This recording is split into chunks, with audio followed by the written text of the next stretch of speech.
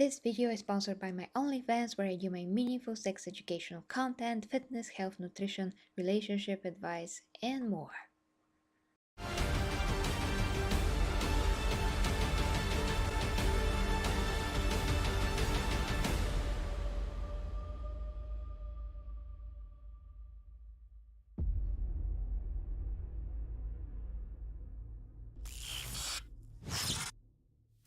Hi guys, and welcome to Geri Reviews. And to this topic, well, GW and female space marines, the real story. So I ran out. No, I didn't. I saw this article from 2021 and I decided to cover it. So we are going to check it out, read from it, think about it, all those things. Last year I did like a video response to Major Kill's video on female space marines. So if you haven't seen that, it is here on the channel in the Warhammer 40K playlist. And thank you very much, dear Clayton, for the feedback. Thank you, dear Ivy, as well. So we are live as most times, and we are going to check this article now. So real quick on my stance on female space marine, guys. Although I am a female, it is not necessary for me for female space marines to exist in general. I'm fine with the lore and the story as it is, so I can go with or without them. So there's that. Now let's see the article. So what really went down with female space marines? Few things get Warhammer 40K players going like the topic of a female space marines. A GW old-timer talked about what really went down in Nottingham. Anytime hobbyists bringing up female space marines, a tidal wave of arguments ensues. Yes, there's a ton of those. Really, it goes against the lore. It's not canon. If you don't like it, play a different game. Or the classic, just play sisters. The arguments are endless. Yeah, I've heard that with the sisters, that they're basically female space marines, which they are not. So, you can't really replace female space marines with the sisters in general. So there's that, guys. Okay, so continuing now, and hi to Miro. Hi to you too, Miro. Awesome to see ya. Just gonna place my comments elsewhere so I can see you and the article as well.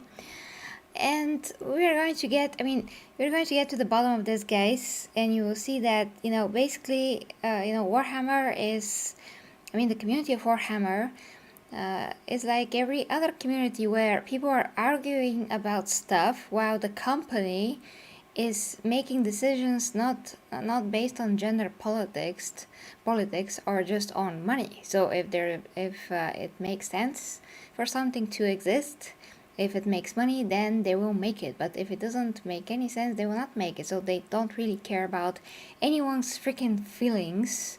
Really, they just care about, well, if your feelings coincide with what makes money, we are going to make it, so that's logical. So it doesn't make any sense for us to be arguing about anything really when it comes to what should be on the tabletop or whatnot, because at the end of the day, this is all business. We can think about the lore and make our heads hurt, and measuring morals and stuff, and just getting into a Shakespearean Shakespearean level of thinking here. But that will not change the fact that at the end of the day, it's all about the freaking money. So there's that. And continuing, everyone knows the story of the Space Marines. I think that there's a D that's missing here. They are the Emperor super soldier, genetically modified, and aside from violence, immortal. Well, not immortal, but they can live for a few thousands of years if they're not killed, They're armed with the best armor and weapons the Imperium can provide, and of course, they know no fear. Finally, they're always male. Yes, that is true. Well, custodians have better armor, Primarchs have a better armor, but anyway. But the truth is more complex. Of course it is. First of all, there were female space marines. They were. Way back in the earliest incarnation of Warhammer 40,000. Take a look at the page of adventures from the White Dwarf 999 in March of 1988. So guys, this article, it is featured down below, so you can just check and read it with me if you like. So yeah, I see this. I see this picture here that is not very good quality, honestly, and it's close to midnight. So sorry, guys. So I can't really say. There's apparently a female something there with a similar power armor. But okay, over the upper left corner, okay, I see her with a black armor and sword, and leftmost second row from the bottom, okay, left corner and leftmost second row, yes, saw her, yes, are female warrior Jane and female warrior Gaps. Are they female space marines? They certainly have the same design of power armor as the Space Marines of the era, if a little more form-fitting. All the other adventures all have very different looks than the Space Marines. Yep. Enter Alan Merritt. Alan Merritt is an old-timer GW alumni? I am not familiar with that word. He was there from almost the very beginning and spent many years as the head of GW's intellectual property. He left the company several years ago, but chimed in on Facebook as to what was really going on with the issue. Well, I'm glad that he did. So let's see this post. He said the reason there aren't female space marines has nothing to do with the lore or background of or characters of marines, is to do with simple logistics of making miniatures and selling miniatures. Early Citadel ranges had female versions of most character types. In fact, when we produced the C range, the intention was that upwards of 25% of all of the models would be female. But when we started selling the first fully formed C code, which was C01 fighters, retailers kept complaining to us that customers aren't buying the female models, and could we not include any in their restocks? Wow, could we not include any? Wow. So we took the female models out of circulation. I simply didn't include the modes in the production cycle. It wasn't the only example. And so we pretty much stopped any thoughts of doing massive ranges of female wizards, etc. This was in the early to mid 80s. Well, yeah, this was a long time ago, so maybe now, if they do it now, it's gonna be better, but who the heck knows. Citadel customers at that time made it clear to us they weren't interested in buying female models. So when we get to the new Rogue Traders Rangers and existing new Space Marines model Rangers, it was difficult to see how we could logistically add in an occasional female model to the mix. Blister packs had 3 Marines in them at the time, and the days of huge random mixes were long gone. And we knew if every Marine blister had a female model as one of the 3 Marines, that folk would complain. Yes, the folk would complain. We didn't make any female ones except for the very occasional ones that pop up from time to time. All the background fluff about why there are only male Marines is there to justify a commercial logistics issue. By the way, the success of the Plastic Marines RTB01 set also played a part. It never occurred to us to make any of those models female, and it certainly wouldn't have been possible to make it, so there were 2 or 3 in the box. That set, to a large degree, defined what Marines were. And he again says they were sculpted by the designer as female Space Marines, but it wasn't an official brief as such. and they weren't released as that. Back in the day, the process of making and releasing models was quite varied. Designers tried stuff and we asked them to make all manner of weird and wonderful things. Wow, that's some creative freedom. That's amazing to an artist. I mean, it sounded great to an artist. A link to article being read by Geri S. Thank you very much, Jake Clayton. Thank you. Some of those things worked and became part of the fabric, and other things didn't work quite so well, and we are consigned to the dreaded "we'll only release this model if we have nothing else to release this month" drawer. Yes. Of course, those months turned up inevitably, and we eventually released nearly everything. My biggest fear as design manager was being forced to release some of those held back models, and so I named it Drawer 101. Jesus. So that's what happened, guys, pretty much. As always, it's not about what we think, it's not about what we want. Well, they do listen to some stuff, but if, that stuff that they choose to listen to make money, it's once again all about that, really. So final thoughts, I guess. This is both illuminating and unsurprising in equal measures. First of all, Merritt's main point is that female space marines were a market-driven decision.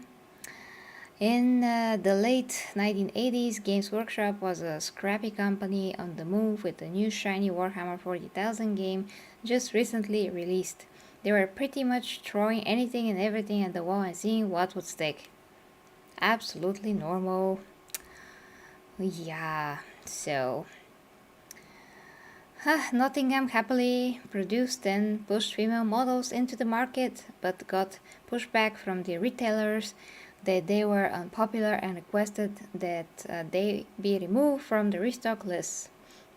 It wasn't that GW didn't want female space marines, it was the male-centric customer base in the 1980s who didn't. As the game evolved and things like the R2B01 boxed set exploded in popularity, GW simply couldn't justify making a parallel line of female marines that were slow sellers. Thus, they consolidated the line into the look we have to this day and move forward. The early female marine models became a forgotten apocryphal footnote to the game. Maybe it's late, but yeah, I can read that. Okay, the future, the implications of this are obvious. This was never about lore, it was driven by sales and retailers, customers. The 1980s were a long time ago, and the hobby was even more niche and male-dominated than it is today. One of Warhammer's strengths is the vastness of the scope and how the galaxy has room for just about anything. If GW wanted to, it would be child's play to recon female space marines into the game. Certainly 13 years on, the customer base is different and the appetite for female space marines is there. Many female marine conversations are out there, and it is popular.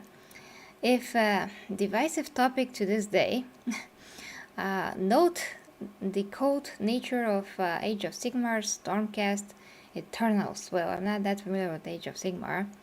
GW could simply reveal that Belisarius Cole has made a breakthrough, and at long last female Primaris are walking out of his gene labs, ready for anything the grimdark throws in their path.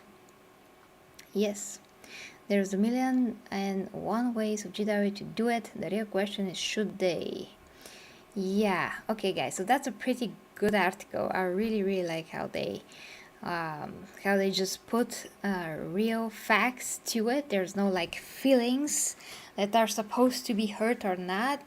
It's not about feelings, it's about what works. So I also would like to be completely objective and just tell you my thoughts in general. And Ivy says in the comments, I guess there is a good deal of trial and error.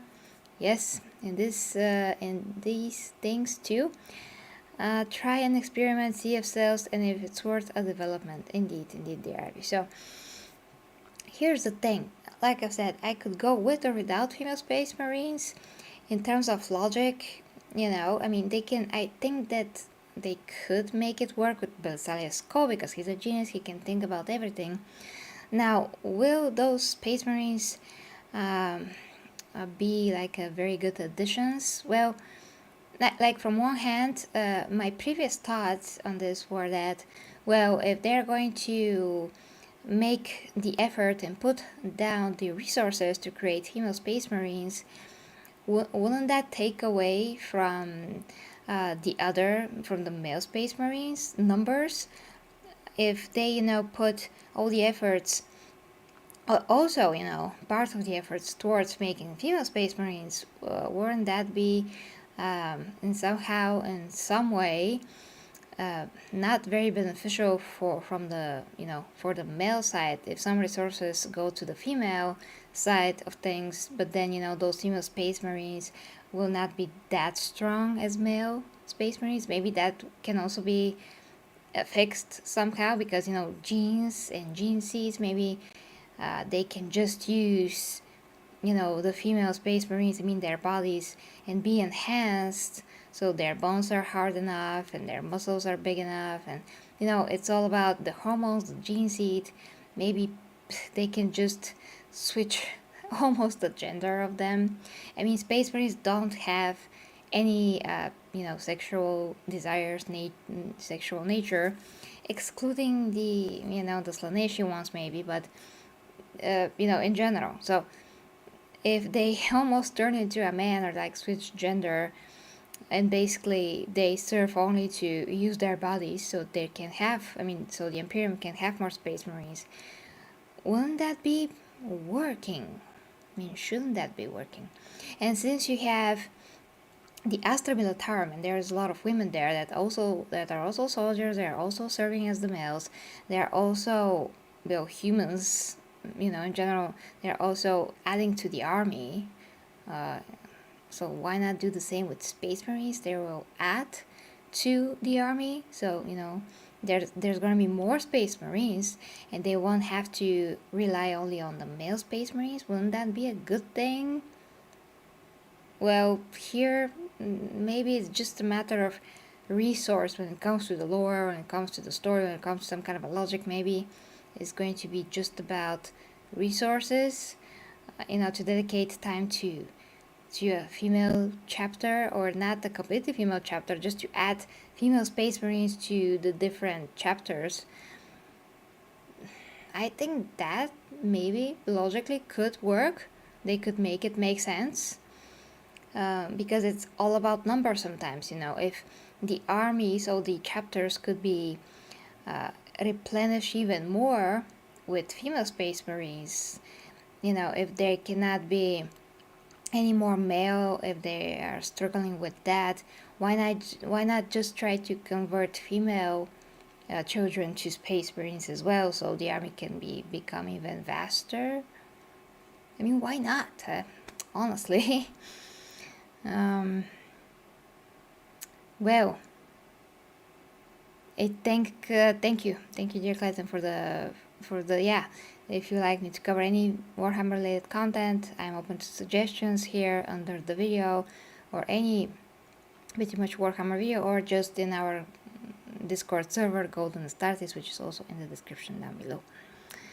So yeah, before, when I covered Major Kill's video, I think the accent was more about gender politics, so to speak, rather than logic. I was like, well, I think that I said something along the lines of, that they will be weaker, so what's like the point? But maybe if there's a way to not make them weaker, then the guys, maybe there's a point. And as well as the same logic goes to the army. If the Astra Militarum has women, and they are weaker than men in general, but they're still there, they're still fighting, they're still doing something, they're still killing Xenos when they're supposed to be, they're still surviving to a point, as well as the male soldiers.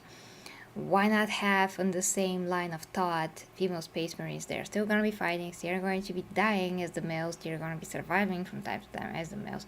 So why not? They're still a valuable addition to the army, you know. And you know, when you compare Primaris with a regular space marine, maybe you know, that is like almost comparing a female space marine to a space marine. I mean, the normal space marine is going to be less strong than the Primaris, but he is still a valid soldier, and I mean, still accomplished soldier, still someone that fought, did something, is still here and is still serving the Imperium. So why not in the same line of thought, even if you have better soldiers, you know, like the Primarchs, why not have, you know, the firstborn sons, and why not have then female space marines? Like, still more people to fight for the Imperium. So yeah, from that line of thought, which I didn't think of it before, because you know, I just assumed that female space marines are going to be weaker. But if there's a way around that, even if there isn't, there still could be a valuable addition to the army, like for sure. Yeah, something like that has to be molded gradually into the lore in a way that is not rushed and too dull. Yeah, I mean, they can add it to the lore, and they cannot include it in the tabletop if there is no interest. So there can still be, you know, women space marines. They, you know, GW can see how people react to that in terms of the lore, and if they actually like that, maybe they can then make the figures and, you know, include them to the lore, to the tabletop. Then, like, why not? You have female inquisitors as well. You have, you know, the sister sororitas. You have the most sisters of silence. You have other female, yeah, I mean, the female inquisitors, like I've said, sisters of battle. You have the saints. Wow, I totally forgot what else, but point is, you do have a lot, even from the Xenos as well. You have female characters that are doing something. They are warriors and all of that, you know, from the Eldar and so on. Not sure about the Necrons though. I'm not sure if the Necrons have females. Yeah, interesting. Have to check if the Necrons have females. So guys, it's a cool discussion topic. Yeah, they can do that, and we can still have Sisters of Battle. Like, why not? Or why not Sisters of Battle? Some parts of them transitioning into female space marines that have some kind of a chapter that is not sprung from a Primarch, but is instead coming from the Emperor himself. Ah, isn't that interesting? I mean, to me it is like special chapter of, you know, Sisters of Battle that are not Sisters of Battle female space marines, or just Sisters of Battle space marines, and they are coming directly from the Emperor, because right now it is how it is. I mean, they are coming like directly from the Emperor. They're not, you know, his children, but still they can just make it so there's no need for a Primarch there. They're just, you know, directly answering to the Emperor. Yes, I really like that idea that I just came up with. Okay, so guys, I hope that you you know, get into the comments and just you know, so you can discuss this topic. It's really interesting. I'm open to hear other views, you know, other angles of this, if you have any. And yeah, just if you're a player of the tabletop, also to let me know what you think. Would you play a female army on the tabletop? And in general, what do you think of including female space marines into the lore? I think that's not gonna be at all like you know, anything difficult. It's just something that Belisarius Cole can come up with, or you know, suggested to Gilliman, and Gilliman will be like, more additions to the army? Why the hell not? Well, why the hell not? And he is open. He's not closed-minded. He's really open. So he can agree to that, I think. Well, thank you. Thank you so much, dear. Who knows? Who knows? Sometimes some ideas, maybe they will come, they will become something. Who knows? So, have a good sleep, guys. If you have my time, as I said, let me know what you think in the comments. If you'd like to support me, links down below to my OnlyFans, where I do all of my coaching, meaningful sex educational content, fitness, health, nutrition, relationship advice, and more physique updates. Of course, Patreon, buy me a coffee, whatever you can do. Become a member of the channel if you like. And YouTube has a new function, by the way.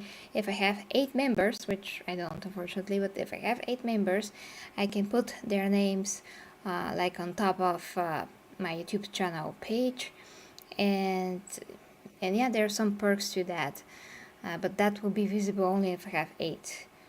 So, well, if you want to become a member of the channel, that is one person closer to this thing, and it's gonna be cool, you know, to see your name there every time that you are in the page. So there's that. I'm happy that YouTube are doing some new things to help creators, you know. So guys, love ya, sleep well, and see you very soon, guys, with me, Geri reviews. Bye bye.